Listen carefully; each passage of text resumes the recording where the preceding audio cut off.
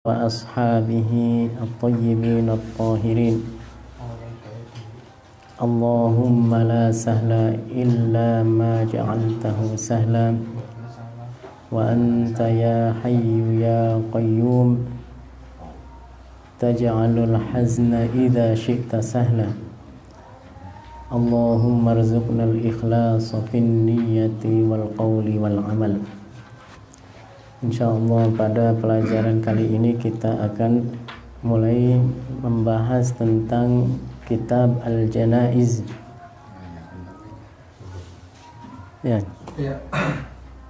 Bab menjelaskan tentang cara mengurus jenazah sebagaimana yang diriwayatkan dari Rasulullah sallallahu alaihi wasallam. Kitabul Janaiz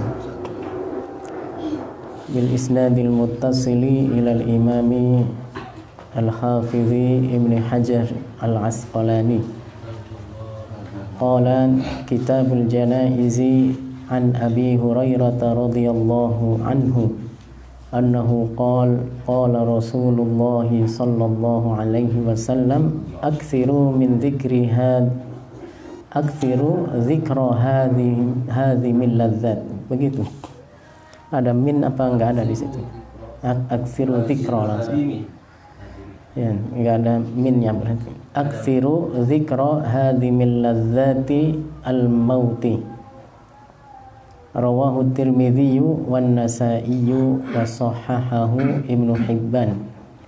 Artinya Rasulullah memerintahkan kita agar memperbanyak mengingat mati. Hadimil ladzat, hadim itu artinya yang memutuskan dengan cepat. Kalau pisau yang tajam berarti kan mutus dengan cepat.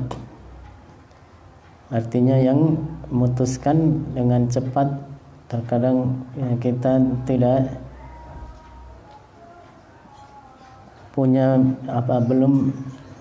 tidak menyangka ternyata fulan meninggal, apalagi sekarang musim Covid, dan memutuskan dengan cepat sampai berapa nyawa yang dicabut, yang hilang semenjak 2 tahun ini kan begitu cepatnya. Suatu yang memutuskan segala kenikmatan yang kita miliki di dunia itu semuanya akan kita tinggalkan saat ajal sudah menjemput kita. Makanya diibaratkan hadhimil ladzat itu adalah maksudnya adalah al-maut. Makna hadim itu adalah yang memutuskan dengan cepat. Kelezatan, kenikmatan dunia ini adalah kematian itu.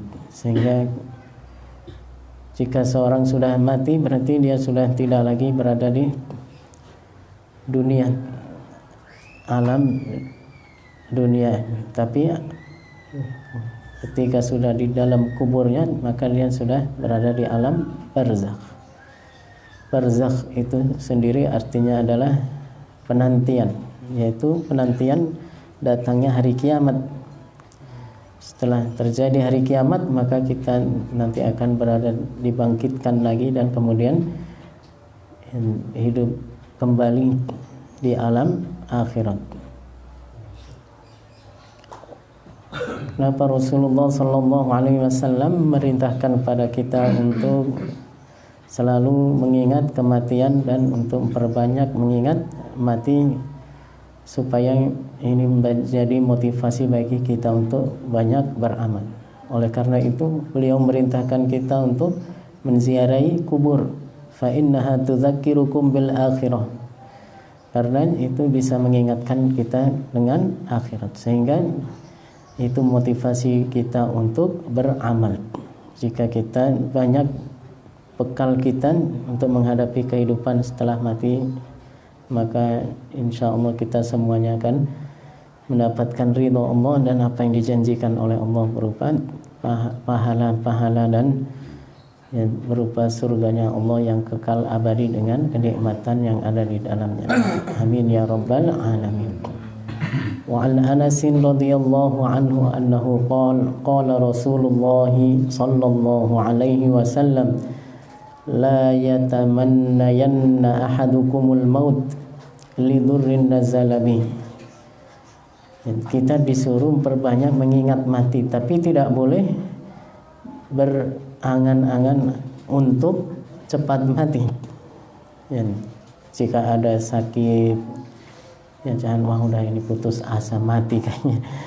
Kita harus tetap ya, optimis bahwasanya akan diberi umur panjang sehingga menjadi kesempatan bagi kita untuk beramal. Ya, umur panjang tapi untuk beramal soleh, bukan umur panjang kemudian tambah dosa dan maksiat. Sebagai bekal kita untuk menghadapi kehidupan nanti setelah mati. La yatamannayanna ahadukum, janganlah sekali-sekali berangan seseorang di antara kalian mengharapkan kematian lidurrin nazala bihi, karena penyakit yang dia derita, penyakit yang atau karena musibah yang dia alami. Fa in kana la budda mutamanniyan, seandainya memang tidak bisa lagi kecuali seperti itu, falyaqul, ya, kecuali dia sudah melihat adanya ya, harapan yang tipis.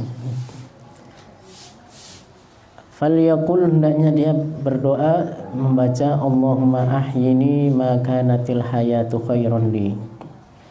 Ya Allah, hidupkanlah aku, panjangkan umurku jika hidup itu lebih baik untukku. Wa tawaffani, dan matikanlah aku ma kanatil wafatu khairan li, jika kematian itu adalah lebih baik untukku. Muttafaqun alaih. Kita baca bersama-sama. Allahumma ahyini ma kanatil hayatu khairan li wa tawaffani ma kanatil wafatu khairan li. Ini jika seorang sudah tipis harapan, ya, maka berdoa seperti ini. Seandainya masih diberi umur panjang, maka ya bersyukur masih diberi kesempatan. Insya Allah kita semuanya masih diberi umur panjang. Sekarang dari bulan Rajab, insya Allah bulan Sya'ban, bulan Ramadan. Kurang berapa hari lagi?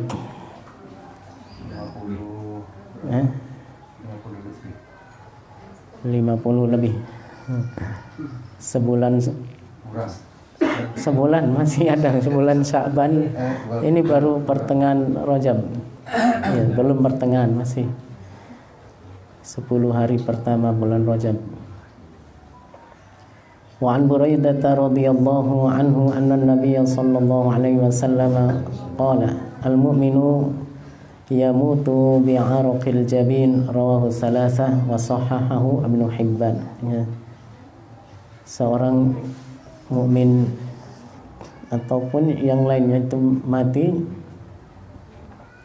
bi'araqil jabin, keringat di keningnya atau di dahinya. Itu menunjukkan bahwasanya semuanya akan merasakan namanya sakarat. Dalam hadis yang lain disebutkan Rasulullah bersabda, lil mauti sakarat. Ya. Sakarat itu dari kata sakar, artinya tidak sadar orang, dan karena merasakan sakit ya, saat dicabut nyawa itu, sehingga ya, seorang sebisa mungkin ya, di saat sakarat itu kita dianjurkan untuk mentalkin, memperdengarkan di telinga orang tersebut kalimat tauhid la ilaha illallah supaya dia bisa mengikuti. Ya, mungkin bapak-bapak, ibu-ibu semuanya sudah banyak menyaksikan ketika orang meninggal. Ketika kita dekatkan yang bisikkan ke telinganya kalimat tauhid terus menerus sampai kemudian sudah berhenti napasnya, dari semenjak ada tanda-tanda sudah mengalami sakarat itu. Makanya dalam hadis berikutnya disebutkan wa an Abi Sa'idin wa Abi Hurairah radhiyallahu anhuma annahuma qala Rasulullah sallallahu alaihi wasallam laqinu mautakum la ilaha illallah rawahu Muslimun wal arba'ah. Kita diperintah untuk mentalkin orang yang sedang sakarat dalam keadaan yang menjelang kematian, ya sudah saatnya ajalnya datang. Sebelum menghembuskan napas yang terakhir, kita ya perdengarkan kalimat tauhid atau kalimat syahadat, agar orang tersebut kalimat yang terakhir yang dia ucapkan adalah kalimat tauhid la ilaha illallah. Wa an Ma'qil bin Yasar radhiyallahu anhu anna an-nabiy sallallahu alaihi wasallam qala iqra'u ala mautakum Yasin, rawahu Abu Dawud wan Nasa'i wa sahahahu Ibnu Hibban.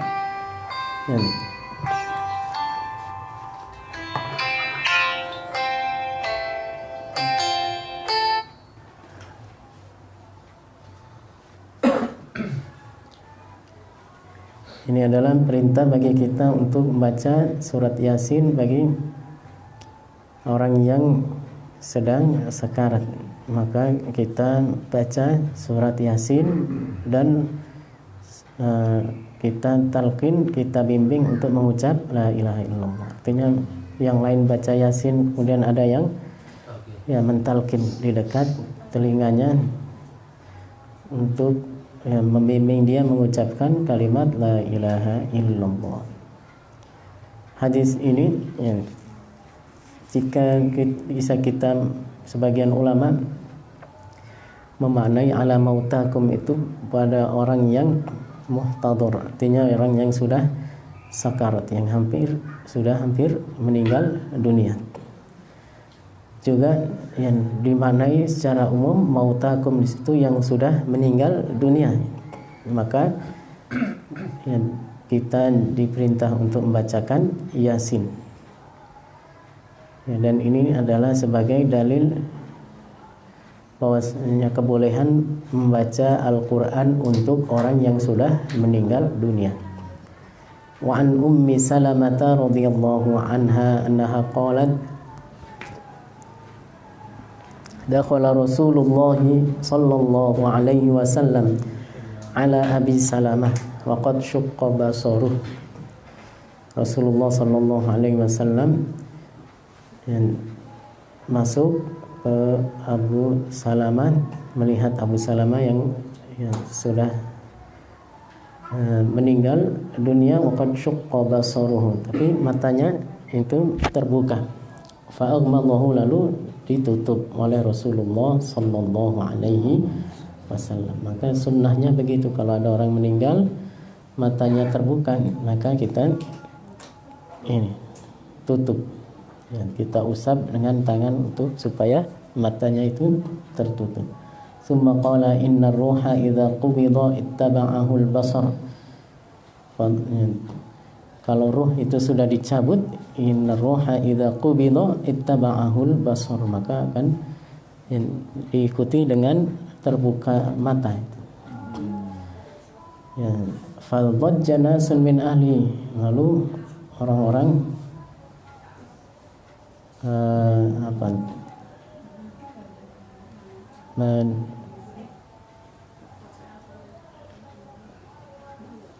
dajjah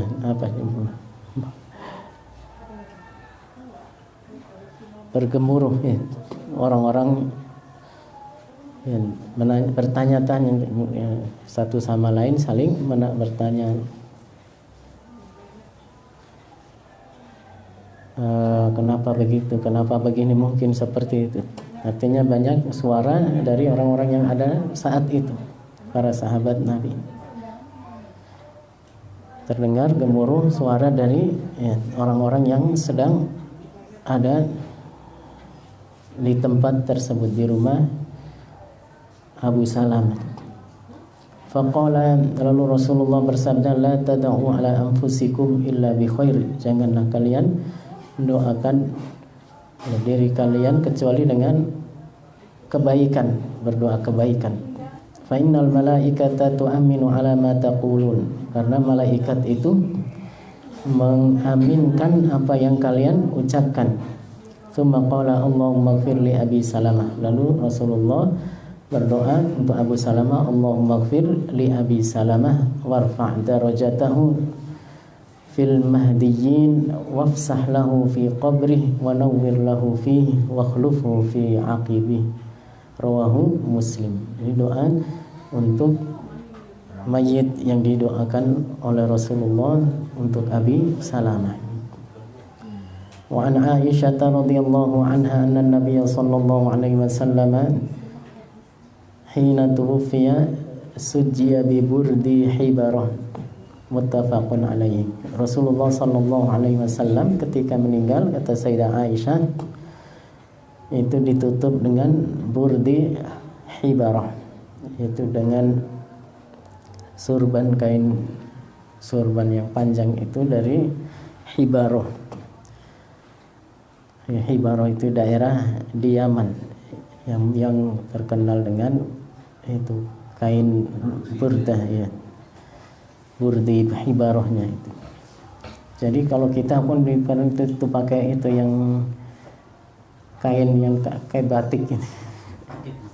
Iya, yang motif batik itu kebanyakan di kita kan gitu. Ditutup semuanya. Jadi sebelum diurus, sebelum dimandikan, kemudian dikafani, ditutup dulu dengan kain panjang itu, ya. Tapih. Ditutup dengan tapih. Ada yang ditutup dengan surban, kan surban kan panjang gitu. Sepanjang umumnya orang kan tinggi berapa panjang ini, 2 meteran gitu, surban itu. Ya, ditutup itu ya ketika orang ya pertama kali menghembuskan napas terakhir, berarti nyawanya sudah dicabut, maka ya kita tutup dengan kain, sebagaimana Rasulullah sallallahu alaihi wasallam saat beliau meninggal, kata Sayyidah Aisyah, ditutup dengan burdi hibarah itu. Wa anha anna Abu Bakr As-Siddiq radhiyallahu anhu qabbala an-nabi sallallahu alaihi wasallam ba'da mautihi, rawahul Bukhari. Dan boleh mencium sebagaimana Sayyidina Abu Bakar mencium Nabi setelah ditutup dengan burdi hibarah, dibuka ya wajahnya, kemudian dicium oleh Sayyidina Abu Bakar As-Siddiq radhiyallahu anhu.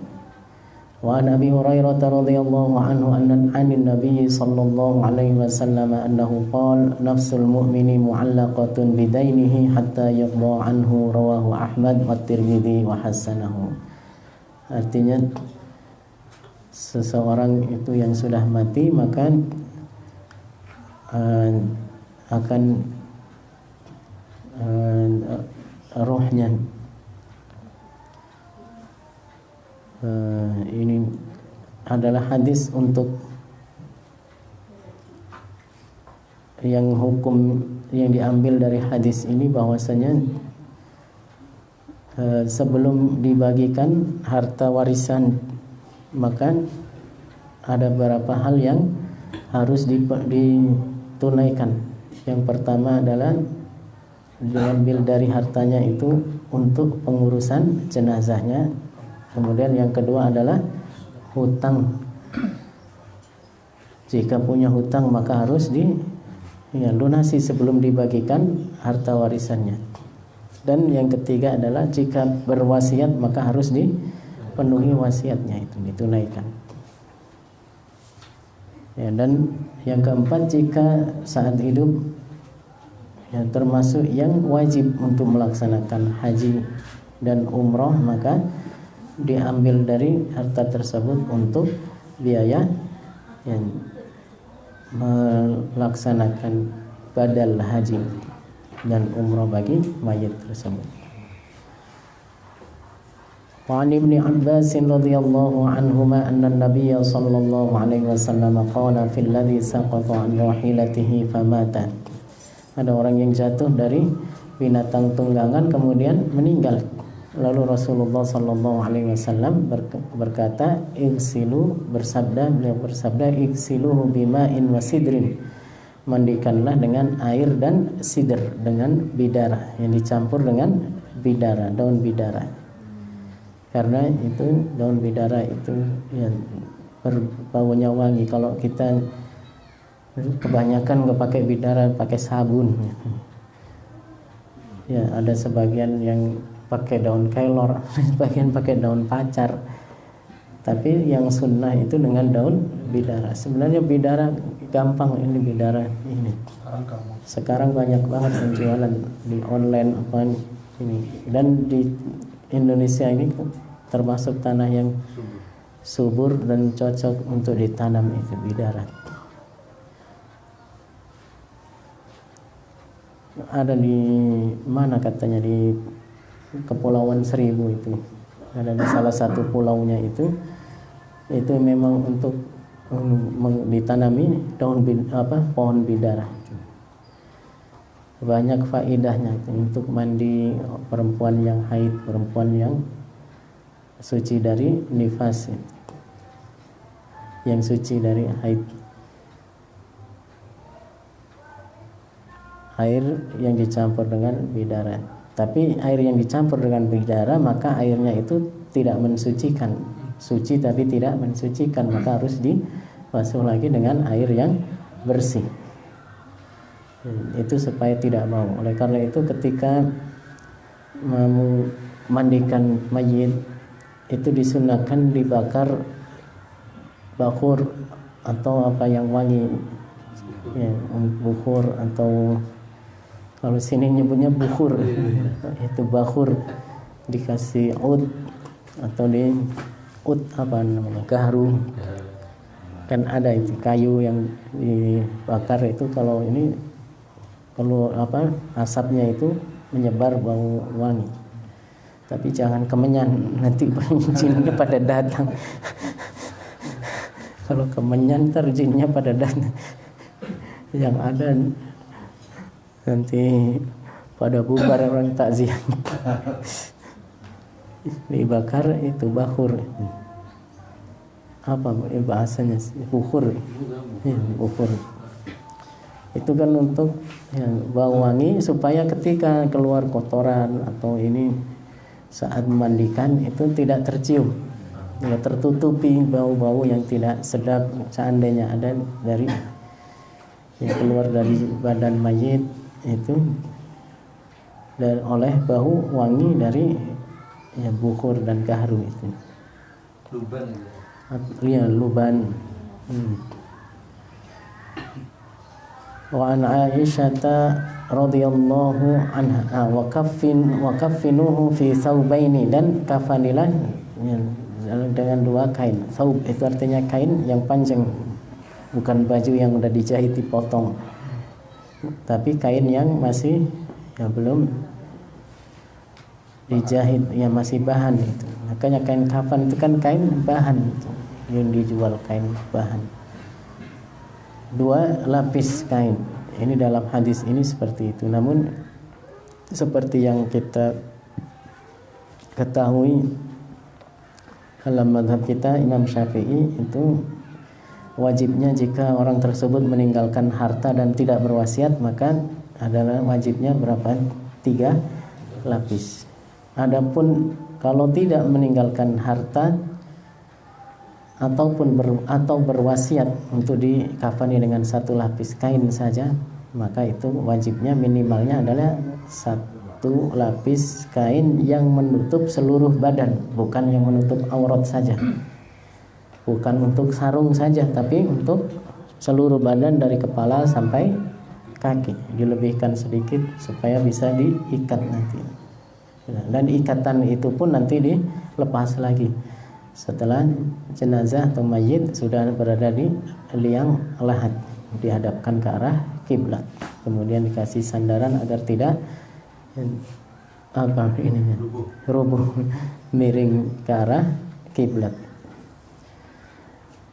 Wa an Aisyah radhiyallahu anha annaha qalat lamma aradu ghusla Rasulillah sallallahu alaihi wasallam qalu, ketika mereka hendak memandikan Rasulullah sallallahu alaihi wasallam jenazah beliau, qalu, mereka berkata, wallahi ma nadri nujarridu Rasulullah sallallahu alaihi wasallam kama nujarridu mautana amla. Al hadis rawahu Ahmad wa Abu Dawud. Wallahu alam, ini artinya apa? Namun ya, bagi kita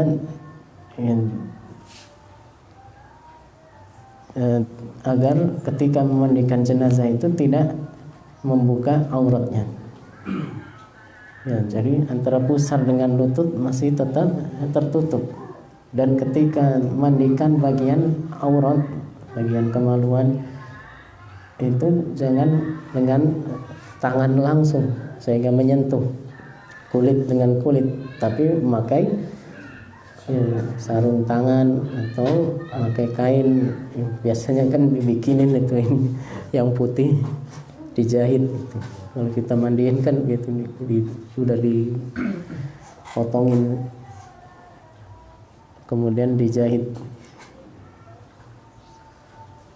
Ya, kalau tidak ya dengan itu saja yang biasa dipakai di rumah sakit tuh, buat perawat atau ini yang bahannya kayak karet itu. Sarung tangan dokter. Sarung tangan dokter medis ya. Ya, jadi begitu, dan ketika mandikan semuanya ya tertutup auratnya itu. Ya, auratnya tetap tertutup.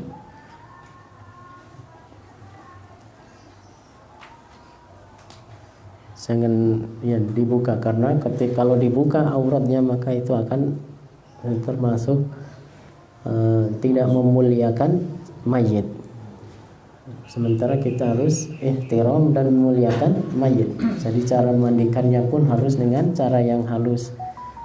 Ketika membalikkan, miringkan itu dengan cara yang lembut. Ya. Jangan kasar. Ketika mengeluarkan isi perut yang tersisa itu ditekan-tekan dengan cara yang lembut, ya, jangan gosok-gosok, pukul-pukul. Ya. Jadi tegakkan yang kemudian disandarkan dengan ini lutut. Dan seandainya tidak tinggi sekali seperti yang sekarang, kalau sekarang mau disandarkan dengan lutut kan sudah ada yang tempat itu yang kayak bak mandi gitu ya. Kalau itu ya lebih ini ada bantalnya, ada ini bisa ditaikin itu ini lebih memudahkan. Tapi kalau zaman dulu pakai kedebok pisang ya ditidurin nih, maka caranya begitu, atau pakai alas meja atau papan kayu, yang penting lebih tinggi sehingga ya, bisa mengalir air yang sudah dibasuhkan ya, dan tidak nyiprat ke orang yang memandikan. Wa an Ummi Athiyyah radhiyallahu anha annaha qalat dakhala alaina an-nabiy sallallahu alaihi wasallam wa nahnu nuwassilu ibnatahu. Rasulullah sallallahu alaihi wasallam saat putri beliau meninggal, kemudian beliau masuk yang melihat orang-orang yang memandikan putri beliau. Faqala igsilnaha salasan, yang hendak memandikan putri beliau, mandikanlah dia 3 kali, au khamsan atau 5 kali, au aktsara min dzalika atau lebih. Ya, maka sunnahnya itu 3 kali, 5 kali atau lebih dengan dalam bilangan ganjil. Makanya yang kita pelajari 9 kali, tapi 9 kali itu dihitung 3 kali. air yang pertama dicampur dengan bidara karena itu tidak mensucikan, maka dibasuh lagi, dibilas dengan air yang kedua yang bersih, air yang ma'un qurah, air bersih, kemudian dibersihkan lagi, dibasuh lagi, yang ketiga dicampur dengan kapur barus, sedikit dari kapur barus supaya menambah wangi. Itu dihitung 3 kali, dilakukan 3 kali, berarti 3 dikali 3 9 kali begitu, untuk memandikan jenazah.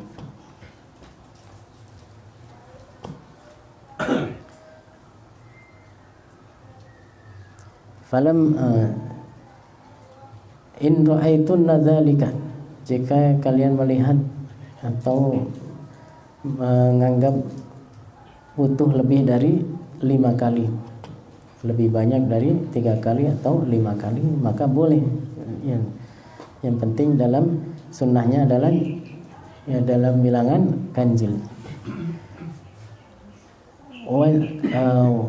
Bima'in wasidrin, dengan air dan dengan sidr. Waja'alna fil akhirati kafuran, dan fil akhirati kafuran, dan di basuhan yang terakhir itu adalah dengan dicampur kafur. Kafur ya sama kayak gitu, kafur barus. Ya, ada kafur barus itu kalau yang kita pakai di sini yaitu berupa kafur barusnya. Ada ya juga yang memakai daun dari pohon kafur yang dibuat darinya kafur barus. Ya, tapi kalau itu biasanya kebiasaan kita itu, saya pernah menanyakan juga ke Syekh, apakah kafur barus yang seperti ini cukup untuk memenuhi yang sunnah ini? Katanya bisa, katanya itu juga disebut kafur barus, disebut kafur.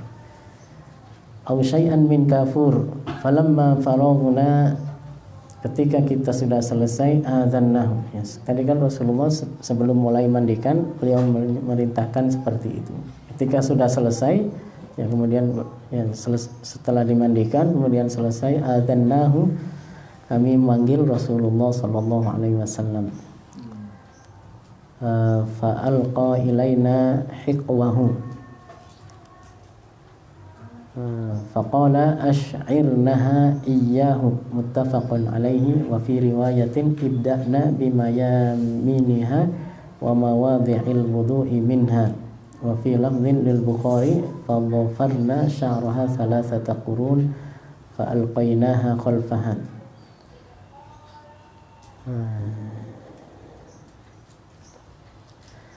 Ini Rasulullah sallallahu alaihi wasallam menjelaskan bagaimana cara memandikan mayit, dimulai dari yang bagian badan kanan terlebih dahulu, depan dan belakang.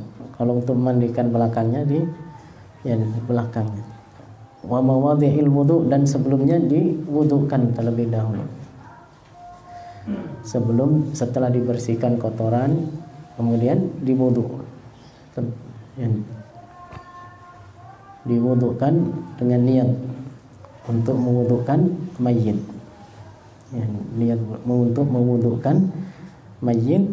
Setelah itu baru dimulai membasuh ya, dan memandikan mayit seperti tadi yang disebutkan dengan air yang campur dengan daun bidara. Ya. Adapun kalau mandi itu tidak wajib niat.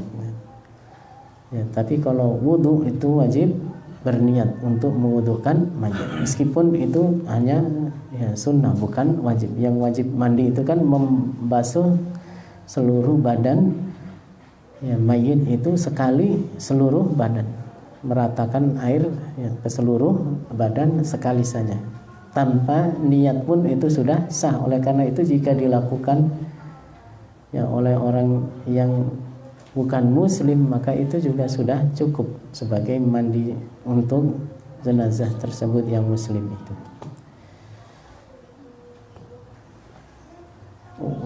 Kemudian rambutnya ini yang perempuan dikepang, yang dibagi 3, kemudian dikepang kemudian taruh di bawah ininya, ke belakang, ditarik ke belakang. Bukan kan disisir kemudian ditaruh di belakangnya ketika mengkafani. Dan setelah dibasuh dengan sidr itu, saat dibasuh dengan air bersih juga disunahkan disisir rambutnya. Kalau ada rambutnya, mikro gundul nggak usah.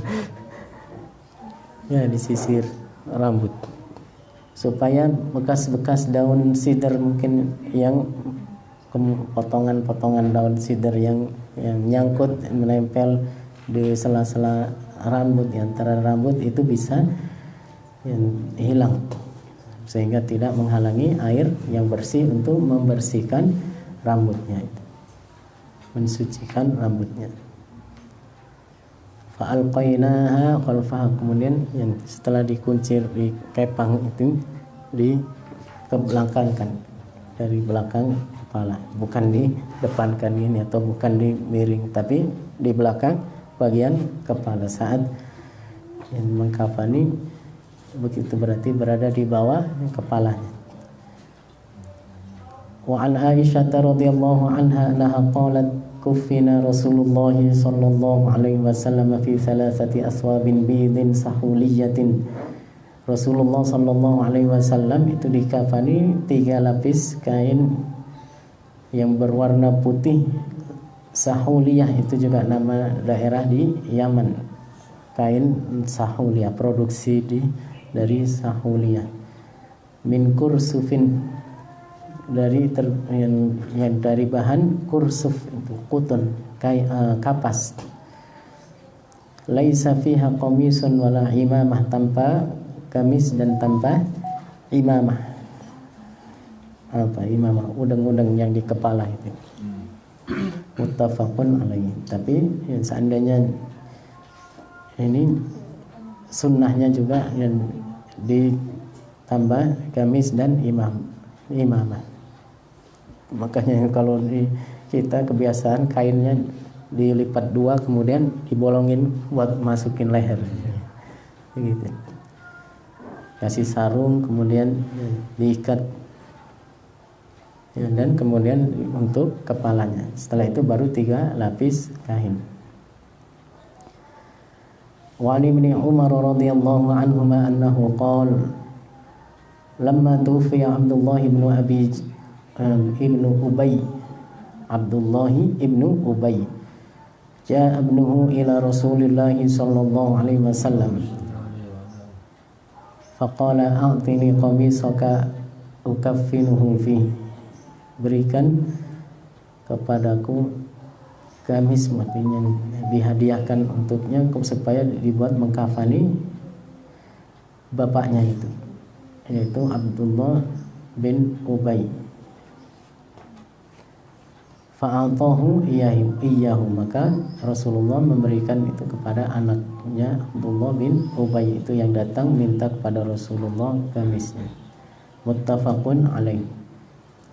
Wa an Ibnu Abbas radhiyallahu anhuma anna an-nabiy sallallahu alaihi wasallam qala ilbisu min thiyabikumul bidha fa innaha min khairi thiyabikum wa kaffinu fiha mautakum, rawahul khamsatu illa an-Nasa'i wa sahahahu at-Tirmidzi.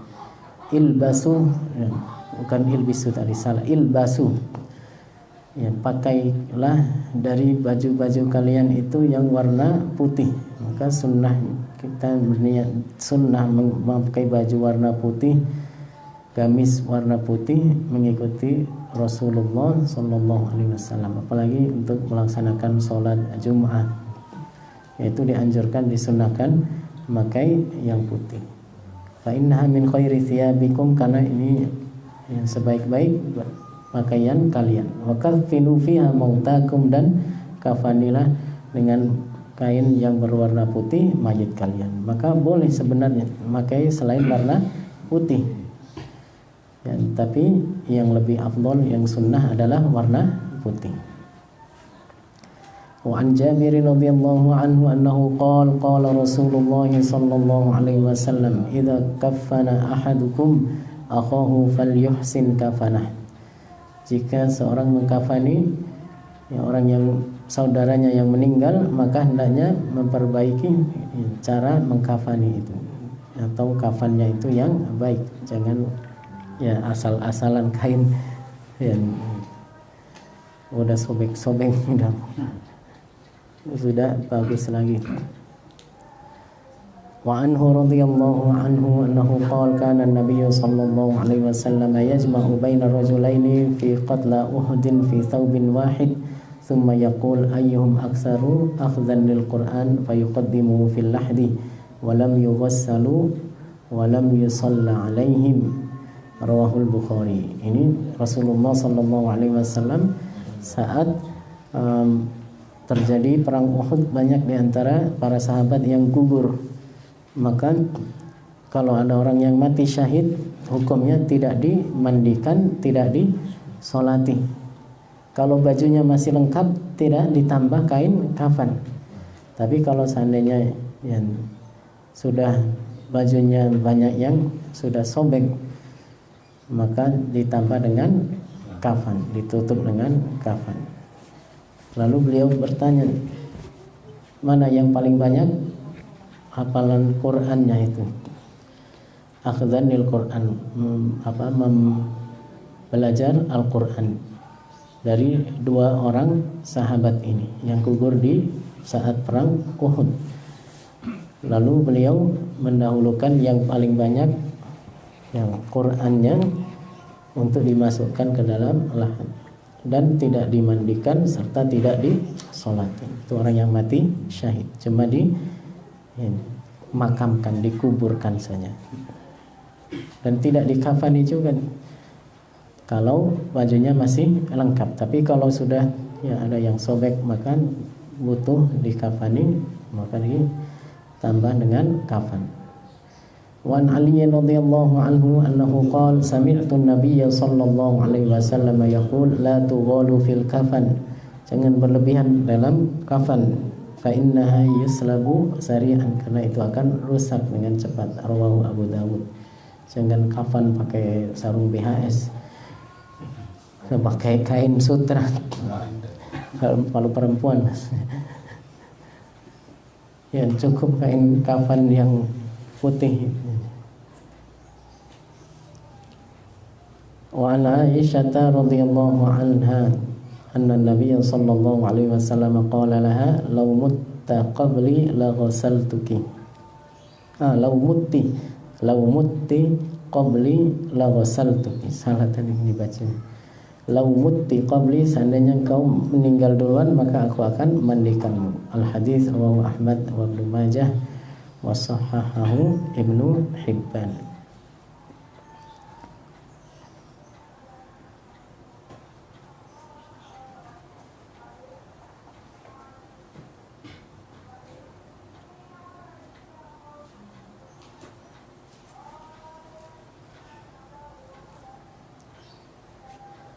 Wa an Asma'a binti Umais radhiyallahu anha anna Fatimah radhiyallahu anha awsat ayyughassilaha Ali radhiyallahu ta'ala anhu, rawahu ad-Darqutni. Ini sama hadisnya seperti tadi. Rasulullah bersabda seandainya Aisyah meninggal duluan maka akan memandikan Aisyah. Kemudian Sayyidah Fatimah berwasiat untuk yang memandikannya adalah Sayyidina Ali. Maka ini dalil bahasanya suami boleh memandikan istrinya yang meninggal. Wa an Buraidah radhiyallahu anhu fi qissatil 'amidiyyati allati amara an-nabiy sallallahu alaihi wasallam bi rajmiha fi zina. Ada perempuan yang berzina, kemudian Rasulullah merintahkan untuk dirajam, dihukum dengan hukuman rajam, dilemparin batu sampai mati.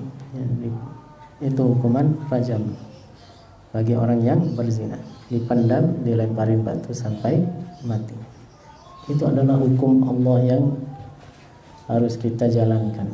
Dulu Yahudi itu menyelewengkan dan menyimpangkan ajaran Taurat, ajaran Nabi Musa, karena tidak mau memberlakukan hukum rajam. Ada dalam kitab Taurat hukum rajam. Ya, kalau orang berzina ya dihukum rajam. Ya, ini bukan suatu ya, seperti yang dibilang melanggar HAM. oleh orang-orang yang anti Islam atau yang ini, bahkan itu yang katanya namanya Saifuddin Ibrahim, katanya dulu ngakunya Islam sekarang udah murtad jadi pendeta. Ngaco sekali ininya. Katanya Islam itu agama teroris katanya. Mana ada agama yang merintahkan boleh bagi orang untuk membunuh orang lain. Katanya Kristen agama kasih itu. Mana ada Kristen agama kasih. Itu di Andalusia itu nggak pernah baca sejarah orang Islam dibantai. Spanyol dan Portugal itu dulu negara Islam, Daulah Umayyah yang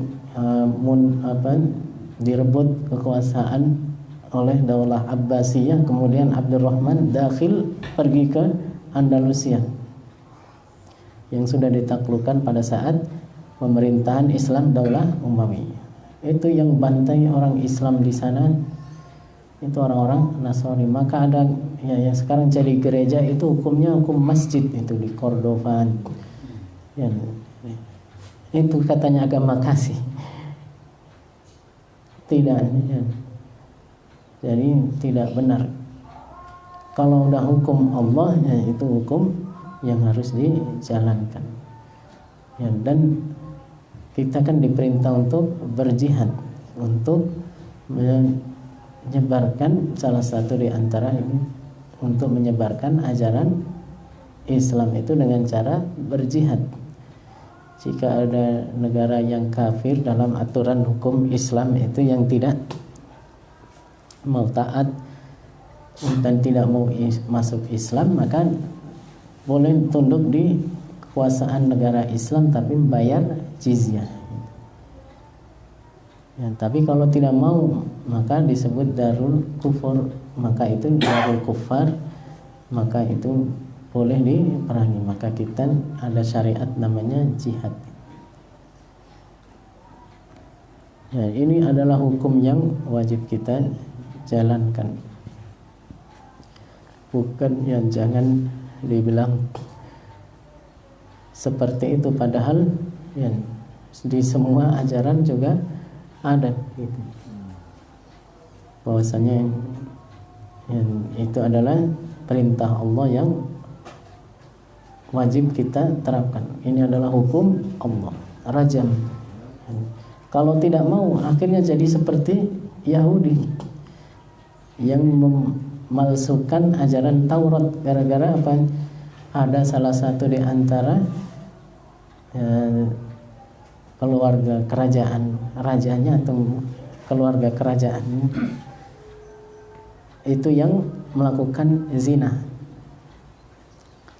lalu tidak mau dirajam, zina muhsan, dan tidak mau dirajam. Akhirnya dibuat hukum baru, diarak pakai keledai dengan terbalik di sekeliling kota, menunjukkan orang ini sudah berzina. Hukumannya cuma begitu, padahal harusnya dipendam setengah badan ini, kemudian dilemparin batu sampai mati. Itu namanya rajam. Karena mereka enggak yang muhson. Kalau yang ghairu muhson hukumannya dicambuk 100 kali dan diasingkan setahun. Ini seperti itu hukuman kan ada di syariat para anbiya. Ini dibilang agama yang bolehkan mati. Kata dia apa? Kalau di Kristen orang berzina diampuni. Siapa yang bisa memberikan ampunan? Mereka justru menganggap pendeta mereka itu seperti Tuhan yang bisa memberikan ampunan. Maka itulah agama yang paling mudah sekali untuk dipatahkan. Masa ada manusia bisa memberikan ampunan?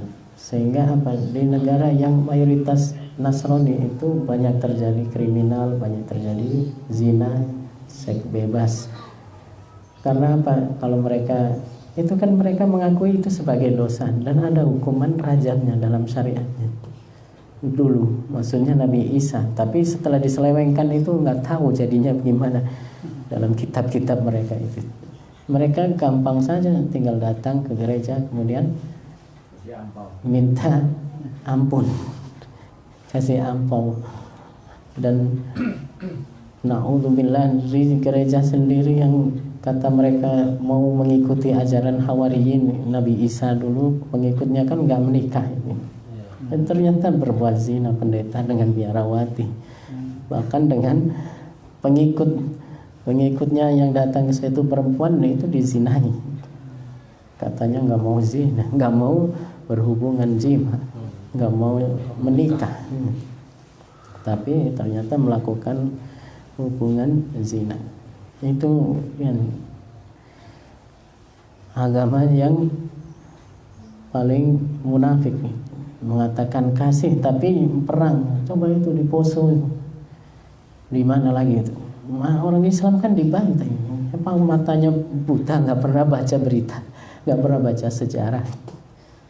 Ya, makanya tidak ada namanya Kristen agama paling kasih, nggak ada. Mereka juga kejam, lebih kejam daripada orang-orang lain yang kejam. Mereka juga sama aja membantai. Kalau Islam ya tidak kejam karena kita yang melaksanakan hukum Allah, undang-undang. Yang dalam Islam itu kan ada aturannya, cara berjihad ya dalam perang. Adapun yang dilakukan oleh Amrozi teroris itu memang benar-benar teroris, dan itu bukan melaksanakan hukum Islam, itu benar-benar melakukan bom bunuh diri dan tindakan teroris, melakukan ya, atau mengebom sembarangan. Itu itu bukan jihad yang dibenarkan dalam Islam. Itu Amrozi, Imam Samudra, siapa lagi, Dr. Azhari. Itu adalah bukan ajaran Islam, itu ajaran Yahudi yang berpakaian seperti orang Islam. Ya, karena Wahabi itu kan salah satu di antara sekte Yahudi. Akidahnya seperti akidah Yahudi.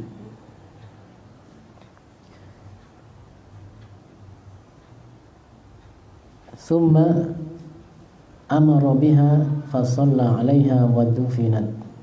Kemudian Rasulullah sallallahu alaihi wasallam beritakan jenazahnya untuk diurusi dan disolati, kemudian dimakamkan. Artinya orang yang berzina kemudian dirajam, itu hukumnya tetap muslim, mati dalam keadaan muslim, diurus yang jenazahnya seperti sebagaimana umumnya orang-orang yang mati dalam keadaan beriman dan Islam.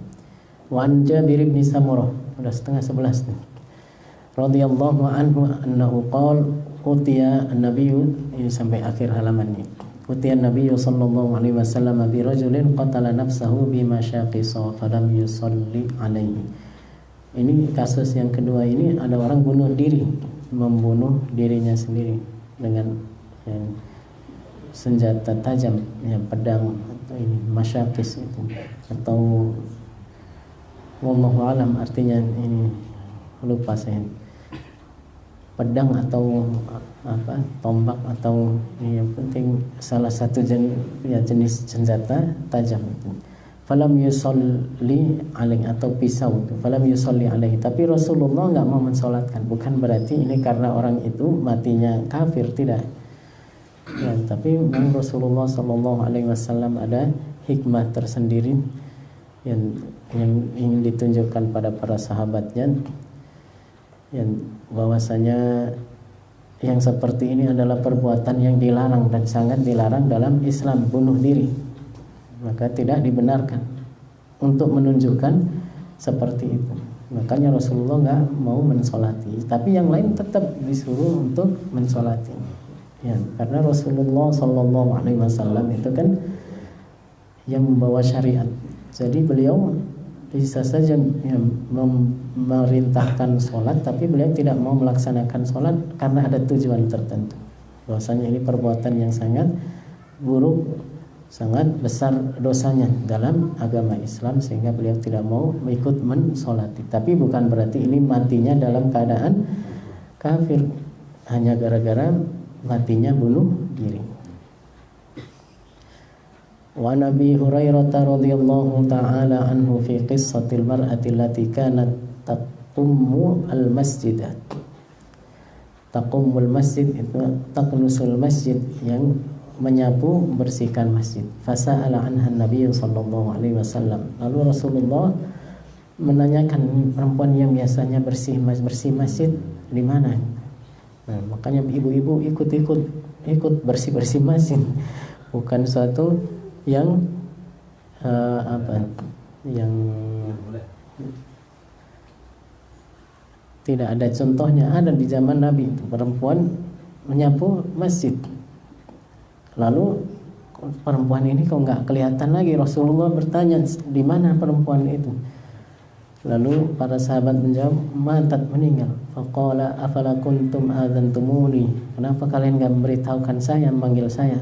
Faka'annahum sawwaru amrah, seakan-akan ya mereka menganggap ini semua ya orang, mungkin mereka yang menganggap ya orang biasa gitu, ya perempuan lah gitu, nggak perlu ya manggil Rasulullah, udah diurus saja sendiri gitu jenazahnya. Faqala dulluni ala qabriha. Nah, Rasulullah tidak sampai di situ saja, udah meninggal enggak, karena beliau tidak menyaksikan jenazahnya saat solatkan dan dimakamkan, saat pengurusan jenazahnya, maka apa kata beliau? Tunjukkan aku di mana kuburannya. Berarti ini kan menunjukkan bahasanya boleh orang ziarah kubur. Jangan orang ziarah kubur dibilang syirik seperti yang dikatakan orang Wahabi. Ya. Orang Wahabi itu udah pokoknya orang ziarah kubur itu udah syirik, udah semuanya bilang syirik. Padahal kita di kuburan itu bukan berdoa mohon minta pada kuburan, bukan minta ke kuburan, tapi mohon kepada Allah, karena kita yakini itu tempat yang banyak berkahnya, tempat yang mustajab untuk doa. Maka kita doanya di situ, bukan berarti nyembah kuburan, minta ke kuburan, mohon ke kuburan. Fadalluhu, lalu sahabat menunjukkan makamnya. Fasalla alaiha, apa yang dilakukan oleh Rasulullah? Rasulullah sholat di atas, maksudnya bukan berdiri di atas kuburannya, tapi sholat di atas makamnya itu, maksudnya tidak pas di atas makamnya, tapi di samping, posisi yang sekiranya bisa menghadap ke arah kiblat untuk mensolatkan itu. Maka boleh bagi orang yang tidak sempat mensolatkan jenazah yang sudah dimakamkan, solat di pemakamannya, di samping pemakamannya. Wazada Muslimun thumma qala inna hadhil qubura mamlu'atun zulmatan ala ahliha wa inna Allaha yunawwiruha lahum bi sholati alaihim.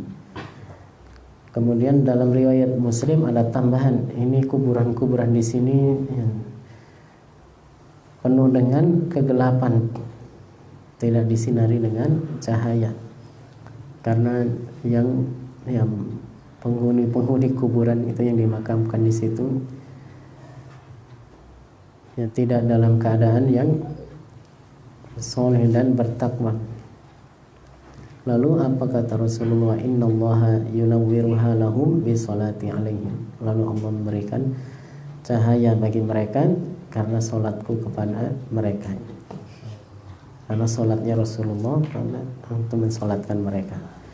Wa an Hudzaifah radhiyallahu anhu anna Nabiy sallallahu alaihi wasallam kana yanha lin nahyi, rawahu Ahmad wa Tirmidzi wa hasanahu. Rasulullah sallallahu alaihi wasallam yang melarang untuk melakukan na'i, yaitu memberitahukan tentang kematian tapi lebay, itu berlebihan. menyebutkan orang fulan begini, yang meninggal itu begini, yang meninggal itu begini untuk berbangga-banggaan. Padahal ya belum tentu yang meninggal itu begitu. Ya, itu disebut na'yul jahiliyah itu begitu. Adapun kalau sekedar inna lillahi wa inna ilaihi raji'un, ya, telah meninggal fulan bin fulan, yang seperti itu nggak apa-apa, hukumnya dibolehkan. Atau kita buat pengumuman telah meninggal, mohon doanya Fatihah, itu bukan yang dilarang. Wa an Abi Hurairah radhiyallahu anhu anna Nabiy sallallahu alaihi wasallam na'a al-Najashi fil yaumil ladzi mata fihi.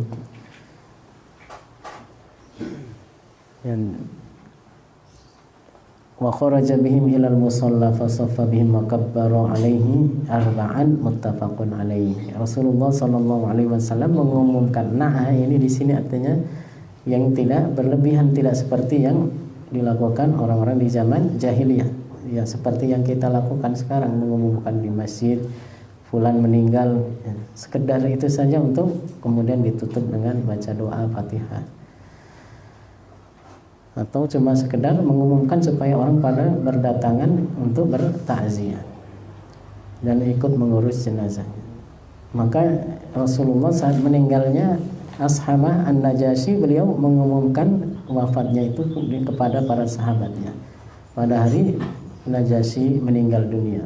Wa kharaja bihim ilal musalla, lalu keluar bersama para sahabat ke musalla, fa saffa bihim, kemudian yang bariskan mereka dalam saf-saf, maka bar alaihi arba'an, dan takbir 4 kali untuk salat ghaib atas jenazah Ashama An-Najasyi, muttafaqun alaih. Karena Ashama adanya di mana?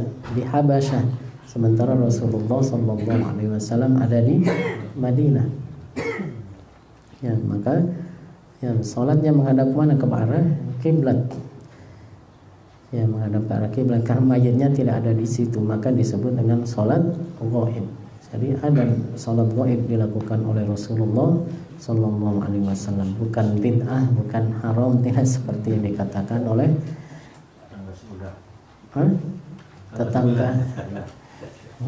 tetangga jauh aja. Wallahu a'lam bishawab. Ada yang ditanyakan? Silakan. Tadi yang kafannya mayit dilepas talinya saja. Iya. Terus dibuka mukanya, terus dibuka telapak kaki itu maksudnya.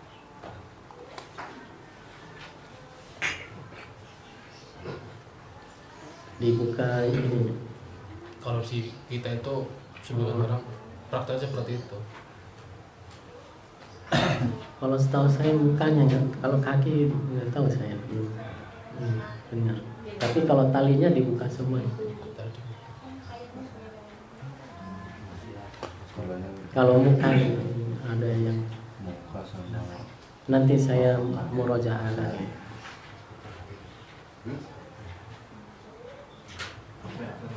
Ada yang tanyakan? Iya, bisa. Itu masalah doa tadi bagi seorang yang tidak ada kemungkinan dalam penglihatan atau dalam perasaan dia tidak ada kemungkinan untuk sembuh ya, namanya sakit ya. Kemudian dia berdoa demikian.